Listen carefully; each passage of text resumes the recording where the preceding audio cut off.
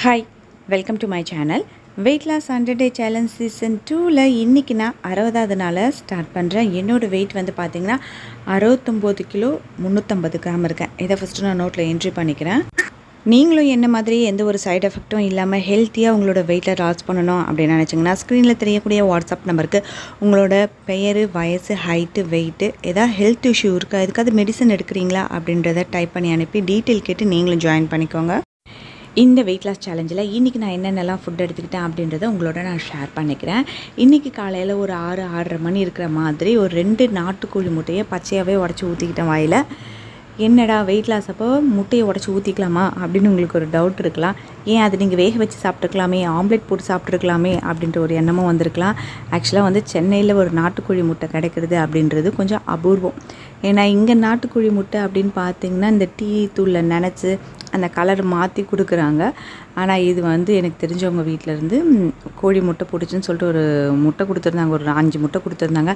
அதில் 2 முட்டை எனக்கு சும்மா பச்சையாகவே வாயில் உடச்சி ஊற்றிக்கணும். ஏன்னா ஒரு 30 வருஷம் கழித்து ஒரு நாட்டுக்கோழி முட்டை உடச்சி குடிக்கிறது அப்படின்றது உண்மையாலுமே ரொம்ப நல்லா இருந்தது. ஏன்னா நான் சின்ன பிள்ளையாக இருக்கும்பொழுது வீட்டில் வந்து நாங்கள் கோழி வளர்த்துட்டு இருந்தோம். முட்டை போடணும்னு அந்த டைமில் வந்து எங்கள் பாட்டி காலையில் வெறும் வயிற்றில் வந்து நாட்டுக்கோழி முட்டை உடச்சி ஊற்றுவாங்க. அவ்வளோ உடம்புக்கு ஸ்ட்ரென்த்து. இப்போ நம்ம வெயிட் லாஸ் பண்ணிகிட்ருக்கோம். நம்ம ஃபுட்டை கண்ட்ரோல் பண்ணுறதுனால நமக்கு நிறைய ஸ்டாமினா போகிறதுக்கான வாய்ப்புகள் இருக்குது. அதனால் இது மாதிரி நாட்டுக்கோழி முட்டை கிடைக்கும் பொழுது நம்ம அதை பயன்படுத்திப்போமே அப்படின்னு சொல்லிட்டு எனக்கு அந்த நாள் ஞாபகம் வந்ததுனால இன்றைக்கி 2 நாட்டுக்கோழி முட்டையை பச்சையாகவே வாயில் உடச்சி ஊற்றிக்கிட்டு இதுதான் காலையில் நான் எடுத்துக்கிட்டு எம்டி ஸ்டமக்கில் எடுத்துக்கிட்டது. அப்புறம் காலைல ஒரு பிரேக்ஃபாஸ்ட்டுக்கு 9 மணிக்கு வந்து பார்த்திங்கன்னா கேரட், பீன்ஸு, வெங்காயம், அப்புறம் பட்டாணிலாம் போட்டு கோதுமை ரவாவில் கிச்சடி பண்ணி ஒரு 250 கிராம் எடுத்துக்கிட்டேன். இதுக்கு வந்து பார்த்திங்கன்னா ஒயிட் சட்னி சைட் டிஷ்ஷாக நான் வச்சுக்கிட்டேன். 11 மணி ஆனவில் பார்த்திங்கன்னா ஆல்ரெடி நான் வச்சுருந்த கேரட்டில் கொஞ்சம் துருவின கேரட் இருந்தது, ஒரு 100 கிராம் இருந்த மாதிரி. அந்த 100 கிராம் கேரட்டை வந்து ஸ்நாக்ஸ் மாதிரி எடுத்துக்கிட்டேன். இன்றைக்கி வந்து லன்ச் எங்கள் வீட்டில் கொஞ்சம் சிம்பிளாக தான் இருந்தது. என்ன அப்படின்னு பார்த்திங்கன்னா லெமன் ரைஸ் பசங்களுக்காக நான் கட்டினது. அதில் வந்து ஒரு 100 கிராம் லெமன் ரைஸும் ஒரு 3 மசால் வடையும் நான் எடுத்துக்கிட்டேன். ஈவினிங் ஸ்நாக்ஸ் வந்து பார்த்திங்கன்னா காளான் சூப் பண்ணியிருந்தேன். அதுதான் ஒரு கப் நான் எடுத்துக்கிட்டேன். நைட்டு வந்து டின்னர் கிடையாது. எப்பவும் போல் படுக்கிறதுக்கு முன்னே வந்து ஜீரா வாட்டர் குடிச்சிட்டு இன்றைக்கி என்னோடய டயட்டை வந்து நான் கம்ப்ளீட் பண்ணிட்டேன். எப்பவும் போல் காலையில் ஒரு 1/2 hour வந்து நான் வந்து ஒர்க் அவுட் பண்ணேன். என்கிட்ட கேட்கக்கூடிய முக்கியமான கேள்வியில் இது ஒன்று என்ன அப்படின்னா, நைட்டு ஃபுட்டை கண்ட்ரோல் பண்ணணுமா, நீங்கள் எப்படி கண்ட்ரோல் பண்ணுறீங்க, எங்களுக்கு கண்ட்ரோல் பண்ணால் தூக்கம் வரமாட்டேங்குது, கொஞ்சம் கேராக இருக்கிற மாதிரி இருக்குது அப்படின்னு சொல்கிறீங்க. நீங்கள் நைட்டு ஃபுட்டு கண்ட்ரோல் பண்ண முடியல, சாப்பிட்ணுன்னு நினச்சிங்கன்னா ஒரு 6:30 மணிக்காகவே நீங்கள் சாப்பிட்றது நல்லது. ஏன்னா ஒரு 6:30 மணிக்கு நீங்கள் சாப்பிட்டீங்க அப்படின்னா 10 மணிக்கு தூங்க போகிறதுக்குள்ளே உங்களுக்கு நல்லாவே ஜீரணம் ஆகிருக்கும். அதுக்குள்ளே கொஞ்சம் வேலைகளாக ஏதாவது செய்வீங்க.